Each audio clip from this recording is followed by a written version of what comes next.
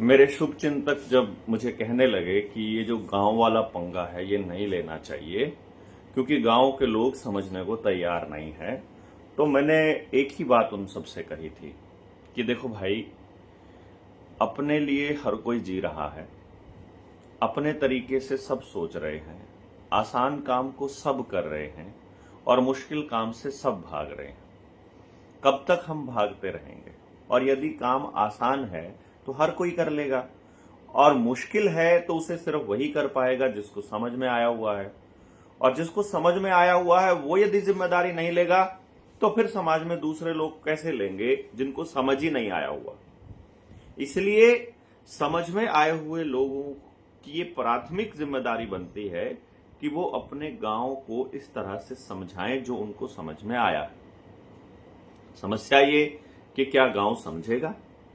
अब फिर यही देखना है कि भाई गांव समझेगा कि नहीं समझेगा। इसी बात के ऊपर गांव में जाकर ही पता चलेगा। तो गांव वालों से बात कर लेते हैं। बात करने के लिए मैं सबसे पहले अपने गांव में गया और मैंने अपने गांव के कुछ लोगों से, अपने क्लासमेट, अपने जो साथी हैं उनसे बात की। उनसे बात करने के बाद निष्कर्ष ये निकला, गांव की राजनीति बहुत खराब है। सब एक दूसरे मतलब नीचा दिखाना चाहते हैं। कोई किसी के साथ लग के काम करने को तैयार नहीं है। किसी को किसी की नहीं पड़ी है। सब अपने अपने धंधे में व्यस्त हैं। ऐसी कुछ बातें निकल के आई। मैंने कहा कि वो ऐसा क्यों कर रहे हैं? तो उन लोगों ने कहा क्योंकि सबको पैसा कमाना है। मैंने कहा पैसा क्यों कमाना है? बोले कि पैसा इसलिए कमाना है कि उनको अपनी रोजमर्रा की जरूरतें पूरी करनी है। रोजमर्रा की जरूरतें क्या क्या हैं? तो उन्होंने बताया, रोटी सब्जी, बच्चे की पढ़ाई, बच्चे के रोजगार, उसकी कोचिंग, उसके कपड़े एंड ये आना जाना, गाड़ी, किस्तें, इंस्टॉलमेंट, ट्रैक्टर, ये सब खर्चे हैं। इसका मतलब ये अगर ये खर्चे खत्म हो जाएं तो आदमी इस दौड़ से पीछा छुड़ाने के लिए सोच सकता है। वो कहने लगे, हाँ लेकिन ये खर्चा कैसे कम होगा? नहीं, मैंने पूछा हूं, मैं तो जस्ट खाली, और ये सब करके उनको क्या मिल रहा है, और यदि ये नहीं करके कुछ और करें तो उससे क्या मिलेगा? यदि उसका एक विवरण और एक आंकड़ा और एक पूरी चीज उनके सामने पड़ी हो तो क्या गांव वाले वैसा ही सोचेंगे जैसा हम कह रहे हैं? बोले कि नहीं, ऐसा जरूरी तो नहीं है कि ऐसा सोचेंगे। तो मैंने कहा फिर एक काम कर लेते हैं ना, हम गांव के लोगों को समझाने की कोशिश कर लेते हैं। तो बोले नहीं समझता कोई। मैंने कहा फिर मैं कोशिश कर लेता हूं। और तुम अकेले कैसे करोगे? मेरे पास तो समय नहीं है। बोले तुम्हारे पास इतना समय है? मैंने कहा मेरे पास समय नहीं है, लेकिन मैंने जो समय अलग अलग जगह पे स्टोर किया हुआ है, मैं वो समय अब अपना इस्तेमाल कर सकता हूं। अब उनको ये समझ में नहीं आया कि स्टोर किया हुआ है। मैंने कहा हाँ, मान लीजिए मैं किसी व्यक्ति के गांव में गया, मैं उसकी ट्रेनिंग करने गया, मैं उससे मिलने गया, मैं कुछ और करने गया, तो मैंने अपना समय उसको दिया हुआ है, तो मैं उससे वो समय मांग करके देख लेता हूं। या कोई व्यक्ति अपना समय मुझे देने को तैयार हो जाए तो भी मैं अपना मेरा काम हो जाएगा ना। मान लो अपना समय किसी ने मुझे दे दिया तो काम तो मेरा हो रहा है और समय उसका लग रहा है। उनको बात समझ में नहीं आई। तो मैंने कहा ठीक है, अभी हम जो 4 मई को जो इधर अपनी जींद में जो मीटिंग होएगी, उसके बाद हम अपने गांव में एजुकेशन के प्रोग्राम को शुरू करके देखते हैं। बोले अपने गांव में मत करो, किसी और गांव में ज्यादा अच्छा रिजल्ट मिलेगा। मैंने कहा मैं अपने गांव में इसीलिए करना चाहता हूं क्योंकि अपने गांव में कम अच्छा रिजल्ट मिलने के आसार ज्यादा हैं। तो जो रिजल्ट यहां पर मेरे गांव में इस अभियान का आएगा, उससे अच्छे ही रिजल्ट कहीं और आएंगे। तो अगर आप ईमानदारी से प्रयास करेंगे तो आपके गांव में मेरे गांव से अच्छे रिजल्ट आएंगे, इस बात की गारंटी होगी यदि हम इस मिशन को आगे बढ़ाते हैं और इसके ऊपर चर्चा करते हैं। तो उन लोगों ने जिनसे मैं चर्चा कर रहा था, उन साथियों ने कहा कि बात तो एकदम सही है, लेकिन क्या तुम ये कर पाओगे? मैंने कहा तुम्हारा ये सवाल और इसका जवाब कुछ टाइम के बाद मेरा गांव फफड़ाना देगा। और हमने 4 तारीख के बाद अपने साथियों को कॉल दिया। जो साथी बाहर से रुक सकते थे उनमें से काफ़ी सारे साथी जो हैं वो रुकने को तैयार हो गए। फिर हमने मुश्किल से उनको बोला, भाई हम ज़्यादा लोगों के लिए व्यवस्था नहीं कर सकते हैं गांव में, क्योंकि पूनम है, उसे विनी को देखना पड़ता है, बेटे को, और साथ में उसका टूर्नामेंट्स चले हुए हैं, साथ में उसके पैर में मोच है, उसके लिगामेंट में थोड़ी दिक्कत है, तो वो खड़ी नहीं हो सकती, तो बड़ी समस्या आ जाएगी। तो मैंने कहा यार ये तो बड़ा पंगा है। बट एनी हाउ हमने सोचा कि चलो हम अपने आप से प्रयास करके देखेंगे। तो 12 लोगों की टीम गांव फफड़ाना में, मेरे घर में, मतलब अपने घर में, अपना ही घर, उनका अपना घर हो गया है, वो घर में रुके और हम रैंडमली गांव में चर्चा के लिए निकले। रैंडम चर्चा में कितने लोगों ने क्या कहा वो मैंने अपने निडर इंडिया वाले चैनल पर, जो प्लेलिस्ट है, प्लेलिस्ट का नाम ही शिक्षा क्रांति रखा है, फफड़ाना शिक्षा क्रांति के नाम से हमने प्लेलिस्ट रखी है। उसके ऊपर P1, P2, P3 वो सारे के सारे एपिसोड हैं, जिनमें आप ये देख सकते हो कि जब हमने मिशन को शुरू किया था तो हमने साथियों को क्या क्या निर्देश, क्या क्या सुझाव, क्या क्या बातें कही थी कि भाई ये हो सकता है तो ऐसा करना, ऐसे लोग मिलें तो ऐसा करना, ऐसे लोग हों तो ऐसा करना। ये सारी बातें हमने उन लोगों को बताई थी। उन लोगों ने इसके ऊपर विमर्श करके वो लोग निकले, पूरा डेटा इकट्ठा करने की कोशिश की कि कितने लोग हमारी बात से सहमत हुए। गांव में गए और जहां पे भी लोग बैठे मिलते, रैंडम लोगों से मुलाकात की। हमने उनको यही कहा था कि हमें 4 दिन में रैंडम मुलाकात करके देखना है। और रैंडम मुलाकात करते करते पूरे गांव तक बात पहुंच गई कि भाई देवेंद्र के कुछ साथी आए हैं और वो लोग जो हैं वो ऐसे मिशन पर काम करना चाहते हैं और गांव की मीटिंग में शामिल होना चाहते हैं, मीटिंग करना चाहते हैं। तो 11 तारीख को हमने मीटिंग की कॉल दे दी। 4 दिन की मेहनत के बाद 11 मई को गांव के जो हमारा पवित्र स्थल है वहां, दादा फड़गू, वहां इकट्ठे हुए। फड़गू पर जब इकट्ठे हुए तो हमारी उम्मीद थी, हमारी टीम की उम्मीद थी, टीम ने यह कहा कि 300 के करीब लोग आएंगे।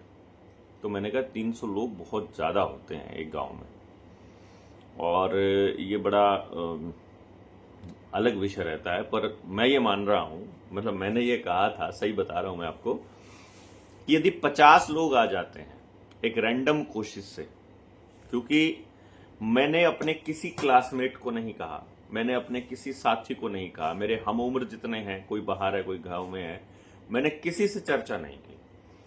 सिर्फ अब मेरे अपने साथियों ने, जो JSM के साथी हैं, उन्होंने चर्चा की, उन्होंने ही बात बताई। उसका रीजन ये था कि मैं ये चाह रहा था कि इस अभियान को इस तरीके से आगे बढ़ाया जाए कि जब आप अपने गांव में करो तो आपको यह एहसास होना चाहिए कि उस गांव में भी तो हमने ही किया था, और उस गांव में भी तो किसी साथी नहीं किया था, वो खाली देवेंद्र ने अकेले ने थोड़ी किया था। ये मतलब आपको ये पता लगना चाहिए कि आप कर सकते हो। इसीलिए मैं एक भी व्यक्ति से मिलने गांव में नहीं गया, मैंने किसी भी व्यक्ति को कॉल नहीं की, मैं जिसको जानता था मैंने उसे भी नहीं कहा, यहां तक कि मैं अपने पड़ोस के अपने चाचा ताऊ के पास भी नहीं गया। कारण मैं चाह रहा था कि शुरू में, बल्कि सारी टीम हमारी चाह रही थी कि शुरू में केवल वो लोग आए जो विचार को समझते हो या समझना चाहते हो, या बात को उसी एंगल से सोच रहे हो। शुरू में तो वही आएगा जो अलग एंगल से सोचता है, जिसका राजनीतिक विचार है, जो अलग, जो और कोई उद्देश्य मन में लेकर आएगा, तो वो अभी शुरुआत में नहीं आएगा। तो ये सोच करके हमने कॉल दी। तो उस कॉल का जो नतीजा हुआ, वो हम उम्मीद मान रहे थे कि 50 लोग आ गए तो काफी होंगे, और लगभग इतने ही लोग आए।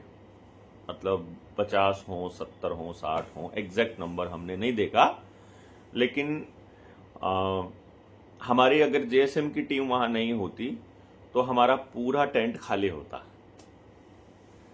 ये मैं इसलिए बता रहा हूं आपको कि आपको हताश नहीं होना। मैं तो चाह रहा था कि वहां 10 लोग ही आए।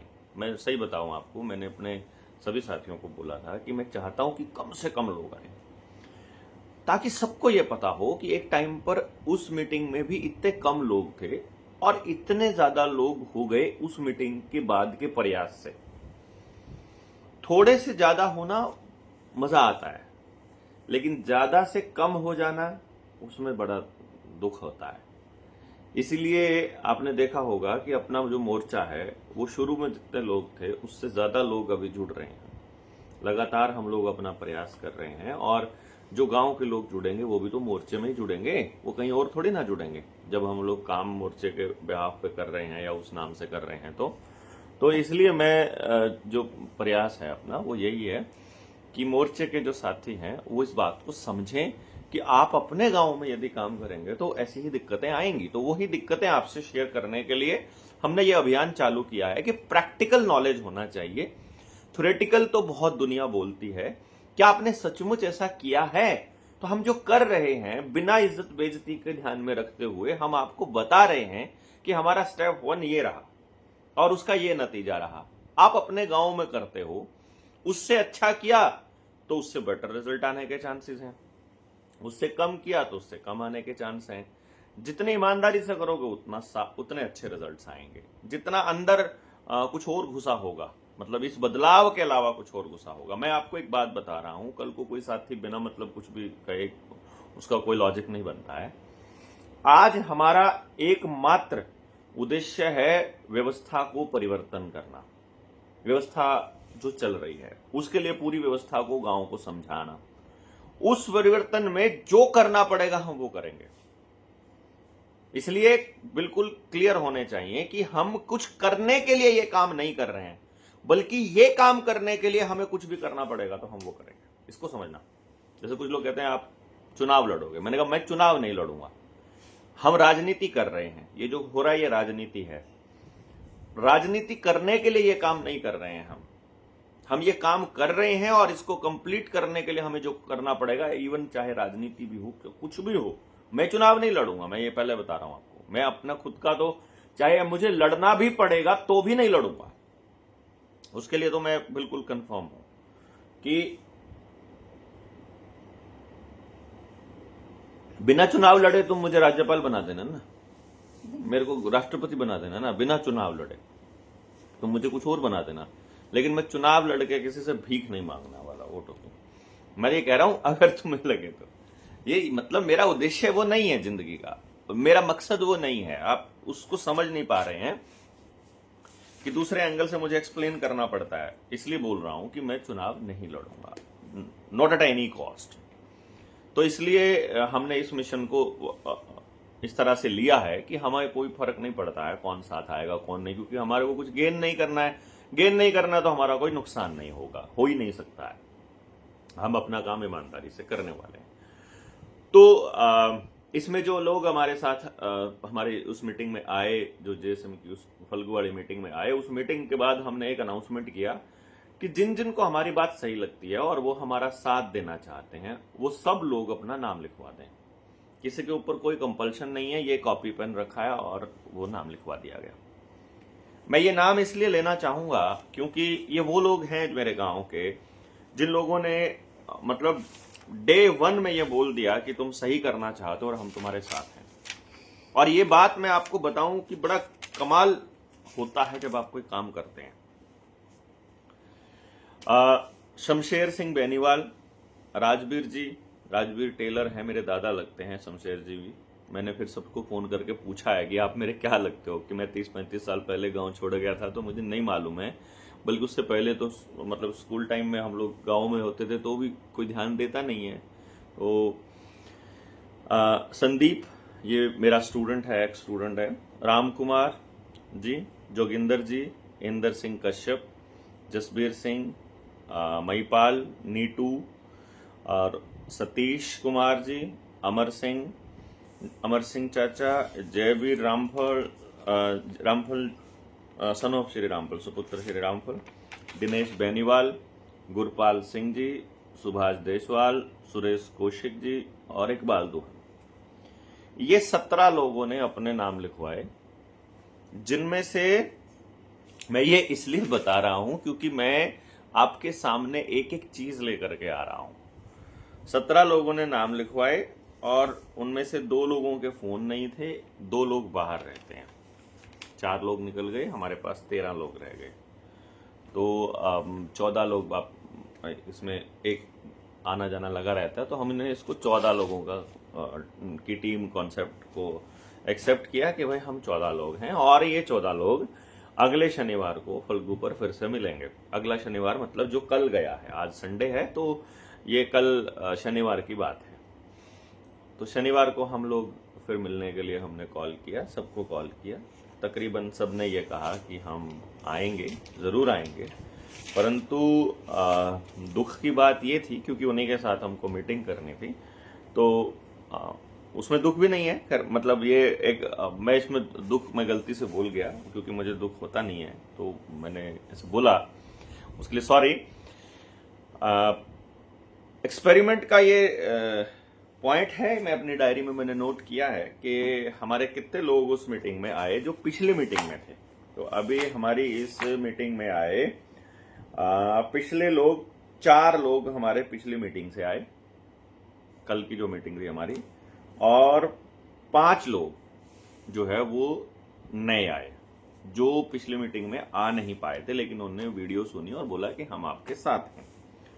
तो अब हमारे पास कल की मीटिंग में 9 लोग पहुंचे और 5 लोग ऐसे रहे जिन्होंने जो इमरजेंसी में वाकई नहीं थे और उन्होंने कहा कि हम आपके साथ हैं। तो 14 लोग फिर से हमारे वैसे के वैसे रह गए। और जो हमारे क्लासमेट हैं उनसे फिर मैंने कल बात की, तो टोटल मिला करके अब हमारे पास 20 से 30 लोग टोटल नंबर, अभी मैं एग्जैक्ट उनसे बात करने के बाद कल बताऊंगा, इतने लोग हमारे पास हो गए हैं पूरे गांव से। अब इसमें से यदि आधे लोग भी पार्टिसिपेट करते हैं तो भी मुझे कोई दिक्कत नहीं है, लेकिन मैं इन 10 लोगों की मदद से किस तरह से पूरे गांव को एक साथ लाने की कोशिश करूंगा और इस प्रोजेक्ट को हम लेकर के जाएंगे पूरे के पूरे टीम के साथ में, वो देखने वाली बात रहेगी।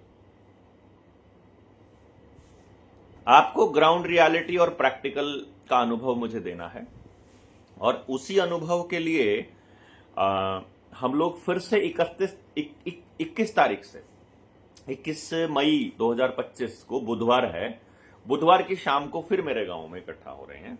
और अब की बार हमने ये तय किया है इसमें कि जो टीम आएगी, चाहे 30 लोगों की आए, 35 की आए, 20 की आए, जितनी भी आएगी, वो प्रत्येक फैमिली को, यानी जो फैमिलीज हमसे जुड़ी हैं, अब जो फैमिलीज ने हमारे साथ विश्वास हम पर किया है कि आप जो कर रहे हो वो सही है, वो फैमिलीज का के साथ में, एक फैमिली के साथ में एक बंदे को हम लोग जोड़ रहे हैं। एक फैमिली के साथ एक बंदा, मतलब ये हो गया कि मान लो 30 लोग आए तो 15 लोग भी यदि एक्टिव हमारे रहते हैं तो एक बंदे के साथ में, एक फैमिली के साथ में 2 लोग हमारे जुड़ जाएंगे जो उन्हीं के घर पर रहेंगे और वहीं पर इस प्रोजेक्ट को आगे बढ़ाएंगे। इसके ऊपर हमारे गांव के उन लोगों के साथ सहमति हो गई है। अब आप इससे देखिएगा कि ये कितना गजब का अनुभव रहेगा कि एक व्यक्ति जो हमारे वहां आएंगे, उनको पूरे परिवार को ग्राउंड पर रह करके समझने का मौका मिलेगा कि हम करना क्या चाहते हैं। यही चीज यूनिक है कि प्रत्येक व्यक्ति तक हम अपनी बात कैसे पहुंचाएं। यही तो डर है ना, सोशल मीडिया चला जाए और वो सब चला जाए तो गांव में एक आदमी को पहुंचा दो, बाकी सब वो तरीका हमारे को मालूम ही है, 1:20। एक आदमी ने 20 लोगों को संभालना है बस खाली। तो मैं 20 की टीम को अगर लेके आगे चलता हूं और वो 20 की टीम को आगे बना लेते हैं, हो गया काम हमारा, कोई दिक्कत ही नहीं है। तो आपने क्या करना है, जो भी साथी इस मिशन में शामिल होना चाह रहे हैं और जुड़ना चाह रहे हैं, उन साथियों ने सचिन भाई को मैसेज कर लेना है। और जिनका, देखिए हमारी प्रेफरेंस ये रहेगी, स्पेशल टीम लीडर्स जो हमारे हैं वो, और जिन्होंने टीम 200 की ट्रेनिंग की हुई है या लेवल 2 की भी की है तो भी चलेगा, लेकिन 200 की है तो बेस्ट। तो पहली प्रेफरेंस हमारी रहेगी उन लोगों की कि हम उनको स्पेस दें और दूसरे लोग सीखने के पर्पज से आना चाहते हैं तो उनके एक तरह से उनके साथ लग करके तो वो भी आ सकते हैं, क्योंकि जैसे जैसे आपकी ट्रेनिंग्स होती जाएंगी आपको चीजें समझ में आती जाएंगी कि हमें करना कैसे है। ये कोई एक दिन का प्रोसेस नहीं है, आपको अपने गांव पर काम करना है। तो मैं इसको बड़े आसानी से बता रहा हूं। एक नंबर मैं आपको सचिन का नंबर दे देता हूं ताकि बाद में भूल ना जाऊं, फिर मैं ये बात कहता हूं कितनी इंपॉर्टेंट है, जब देखिएगा 8708093536, यानी 870 809 और 3536 ये नंबर है। बहुत आसान नंबर है, 870 809 3536, 87080 और 9353 और 6। तो ये सचिन भाई को आप मैसेज करके अपनी उपस्थिति दर्ज करा देंगे कि हम आ रहे हैं, और हमारे पास नंबर आ जाएगा। अगर ज्यादा नंबर हो गया तो हम आप में से कुछ लोगों को बोल देंगे, अभी आप मत आइए, आप अगले मीटिंग में आ जाइएगा। कुछ बाहर के साथियों ने, दूसरे स्टेट, आउट ऑफ स्टेट के साथियों ने भी अपनी इच्छा जाहिर की है कि हम भी आना चाहते हैं। तो उन साथियों के लिए यह है कि यदि आपके लिए कोई दिक्कत नहीं है एक हफ्ते का आना जाना, और टिकट आपका अरेंजमेंट हो सकता है और बहुत ज्यादा दूर नहीं है, तो आप आ जाइएगा, कोई दिक्कत नहीं है। लेकिन आप इसकी इंपॉर्टेंस को समझिए कि हम करना क्या चाहते हैं। ये बड़ा गजब एक्सपीरियंस आपका रहेगा। मुझे किसी ने बोला, मैं जब गाड़ी में हम चल रहे थे तो अपनी टीम के ही एक साथी ने पूछा कि देवेंद्र भाई, इस तरह से हम पूरे भारत में कितने दिन में बदलाव ला सकते हैं? मतलब पूरे भारत की सोच में कितने दिन में बदलाव ला सकते हैं? तो मैंने कहा कि देखो, एक कपड़ा सूखने में यदि 15 मिनट लगते हैं तो 100 कपड़े सूखने में कितने मिनट लगेंगे? सवाल बताओ। देखो, आदमियों की ये टाइम एंड वर्क जब हम पढ़ते थे तब हम इसको मैं इसको प्रैक्टिकली बच्चों को सिखाने के लिए, और ताकि थॉट प्रोसेस हमारी चलती रहे, इसके लिए हम लोग यूज करते रहे। सवाल नंबर 1 ये है, यदि किसी काम को करने में 4 दिन में करने में यदि 20 लोगों की जरूरत है, उसी काम को यदि 2 दिन में करना है, आधे समय में करना है, तो हमें आदमी डबल करने पड़ेंगे, सेम मेहनत करने वाले, तो 40 लोग लाने पड़ेंगे। क्योंकि जब लोग करते हैं, वैसे तो कोई ज्यादा कोई कम करता है, पर हम ये मान के चलते हैं 20 लोगों ने बराबर काम किया। टाइम एंड वर्क में ये होता है कि आदमी ज्यादा हो जाएंगे तो समय कम लगेगा, और इसमें क्या बोले तो जो मैं अभी सवाल पूछ रहा हूं, इसमें बड़ा मस्त बात ये रहेगी कि एक कपड़े को सूखने में यदि 15 मिनट लगते हैं तो 100 कपड़ों को सूखने में कितने मिनट लगेंगे? ये सवाल है, बताइए, आप बताइए। 15 मिनट लगेंगे, क्योंकि सब पे बराबर धूप पड़ रही है। तो एक गांव की सोच बदलने में जितना समय लगेगा, पूरे देश की सोच बदलने में उतना ही समय लगेगा। बस आपको यह देखना है, यदि ये काम देवेंद्र कर रहा है तो ये काम कभी नहीं हो पाएगा, मैं नहीं कर पाऊंगा। जनता सरकार मोर्चा कर रहा है तो भी नहीं हो पाएगा, क्योंकि जनता सरकार मोर्चा के तो लोग कहेंगे कि ऐसे करना, ऐसे करना, वैसे करना है, हम कहेंगे ऐसे करना, वो आप नहीं कर पाओगे। तो जनता सरकार मोर्चा और देवेंद्र नहीं कर पाएगा, ये आपको करना है, गांव आपका है। आपको कैसे करना है वो प्रैक्टिकल में बता रहा हूं। तो मेरे गांव में कितना समय लगना है? मेरे गांव में पहली बार टीम गई थी 6 मई 2025 को, और आज है 18 मई। तो अगली मीटिंग जो हमारी होनी है वो होनी है 18 और 7 25 मई को होनी है। यानी ठीक 20 दिन में हमने कितने लोगों को कन्विंस कर लिया ये आप देखेंगे। फिर हमने 1 महीने में कितना कर लिया, और इस बीच में हम 4 दिन ही काम किया हमने उस वक्त, और अभी कल किया है और अब बुधवार से करेंगे। यानी मैं टोटल आपको नंबर ऑफ आवर्स बताऊंगा कि इतने घंटे काम करने में इतने लोगों को बात समझ में आ गई। तो आप अपने गांव में उतने घंटे काम करेंगे तो उतने ही लोग आपकी बात समझ लेंगे। मान लीजिए अभी मैं यदि कैलकुलेशन करता हूं, आपको बताऊं, तो अपनी टीम के 12 टीमें थी, मतलब 15 लोग थे लेकिन 12 टीमें थी। 12 टीमों ने पूरे गांव में रैंडम विजिट किया, तो उन लोगों ने 288 घंटे लगाए टोटल। 3 घंटे वो सुबह जा रहे थे, 3 घंटे शाम को जा रहे थे। दोपहर थी, गर्मी का मौसम था, तो दोपहर में मिलते नहीं थे लोग बाग। तो अब क्या हुआ, अब दोपहर में भी मिल सकेंगे क्योंकि घर में ही बैठना है अब हमको, वैसे घूमना नहीं है। अब क्या हो गया कि डेली का 6 घंटा, यानी 12 टीमों के हो गए टोटल मिलाकर के 72 घंटे, और 4 दिन में हो गए उनके 288 घंटे। तो 288 घंटे उन्होंने जो काम किया, टीम ने जो काम किया, उस टीम का रिजल्ट निकला ये लगभग 20 लोग। 288 घंटे में 20 लोग, यानी 1 घंटे में कितने हो गए, लगभग 14 लोग। हाँ, तो एक आदमी पर लगे, यानी कि लगभग 14 घंटे। इसका ये मतलब निकला है पहले एक हफ्ते में। अभी जितनी टीम आएगी और वो कितने घंटे काम करेगी और उससे कितने लोग कन्विंस होंगे और वो उस पर कितना काम करेंगे, ये कैलकुलेशन मैं आपको बाद में बता दूंगा। यानी कि आपको जैसे दिया सलाई से आपने मोमबत्ती जलाई, दूसरा दिया जलाया, उसने दूसरा दिया जलाया, उसने दूसरा, ऐसे चलता है ये प्रोसेस। रोशनी इस तरह से फैलेगी इस अंधकार के इस मौसम में। ये कोई रॉकेट साइंस नहीं है, इसके लिए बहुत ज्यादा बड़ी टेक्नोलॉजी नहीं चाहिए, कोई मोबाइल नहीं चाहिए, बहुत महंगा कोई इंस्ट्रूमेंट नहीं चाहिए गांव में जाकर बात करने के लिए। केवल आपके पास समय और समझ, 2 चीजें होनी चाहिए।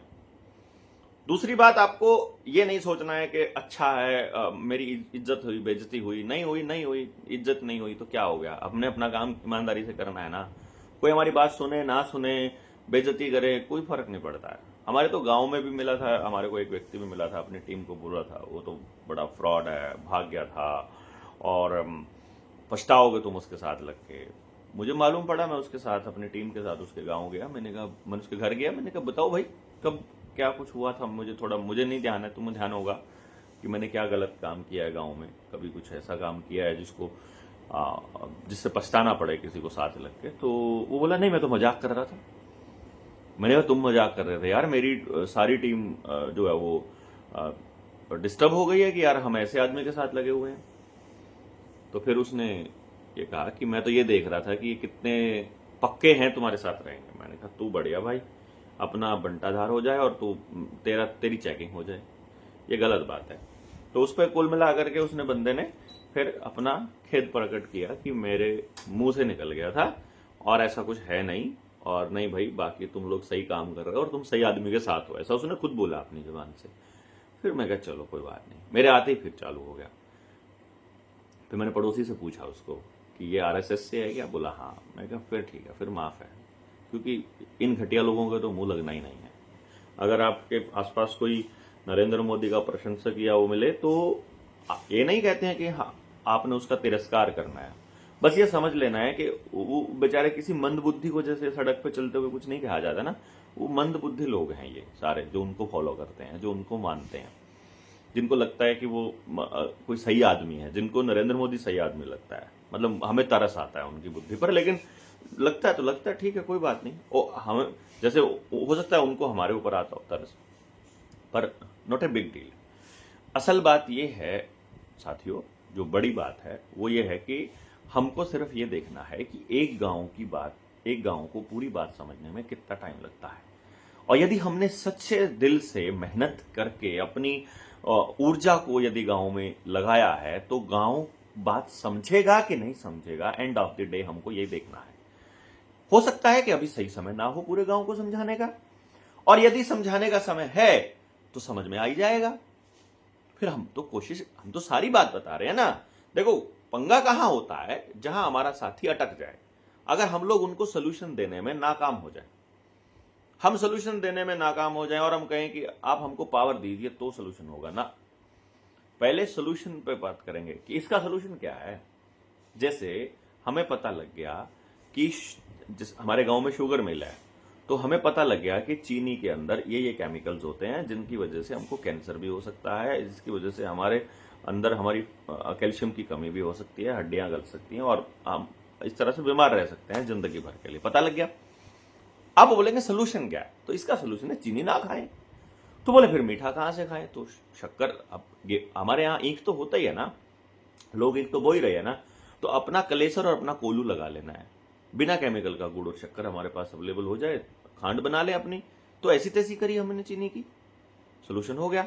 लेकिन पंगा ये हुआ कि अगर उन्होंने कोल्हू और कलेसर लगाने की परमिशन नहीं दी तो सरकार ने, तो फिर इसका एक ही सोल्यूशन है, गांव मेरा, जमीन मेरी, काम मेरा, तुम कौन होते हो भाई इस पर? बोला पोल्यूशन फैलेगा तो पहले सारी फैक्ट्रियां बंद कर दो, हम अपना कोल्हू बंद कर देंगे। जहां से भी बोलेंगे एनजीटी की परमिशन हम नहीं लेंगे, एनजीटी परमिशन लेगी गांव वालों से वहां आने का, एंट्री करने का, तो फिर हमको उधर वैसे चलना पड़ेगा। सोल्यूशन चलेगा प्रॉब्लम के साथ।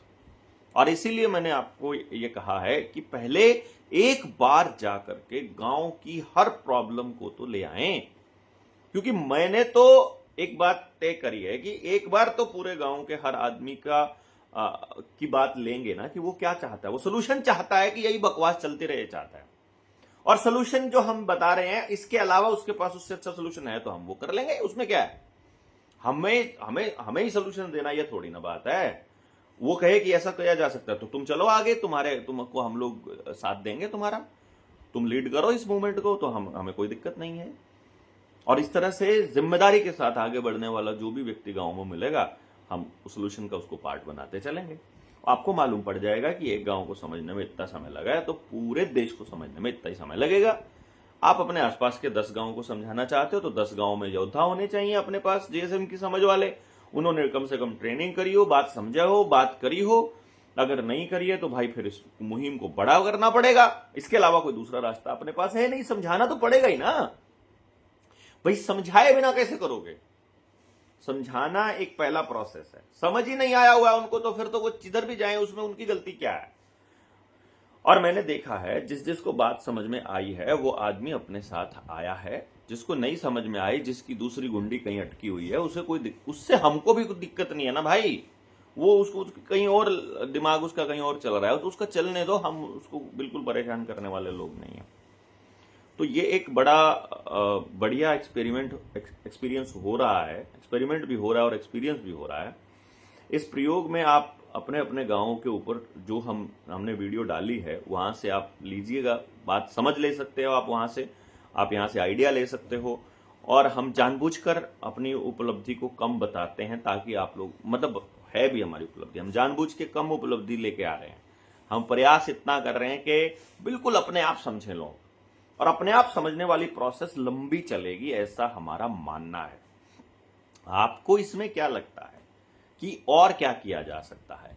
आप गांव के स्वावलंबन के ऊपर काम कर रहे हो, हमें उन सब लोगों की जरूरत पड़ेगी जो खिलाड़ी हैं, हमें मदद कर सकते हैं, जो आर्टिस्ट हैं, जो संगीतकार हैं, जो अलग अलग सर्विसेज प्रोवाइड करते हैं, जो गांव को ऐसा मॉडल दे दें कि गांव का पैसा गांव से बाहर नहीं जाना चाहिए। बस हमारा एक ही ध्येय है, हमारा जो पर्पस जो हमने गांव वालों को बोला है कि हम इससे ऐसी व्यवस्था बनाएंगे कि गांव का पैसा किसी फैक्ट्री को, किसी कंपनी को, किसी उद्योगपति को, किसी दूसरे कंट्री को, किसी टैक्स की फॉर्म में कहीं नहीं जाएगा। हमें चाहे उसके लिए जो प्रयास करने पड़े हम करेंगे। तो इसी प्रयास से हमको क्या करना है कि हमें गांव के लोगों को ही सब कुछ देना है। तो रोजगार, 100% रोजगार वाला एजुकेशन सिस्टम कैसे खड़ा होगा, वो बात चल रही है। देखी तो कल जो बात हमारी हुई बहुत गजब का एक्सपीरियंस था, वो हमने वीडियो नहीं बनाई है बट शेयर करेंगे आने वाले समय में आप सब लोगों के साथ में। आइएगा आप सब लोग देखिएगा।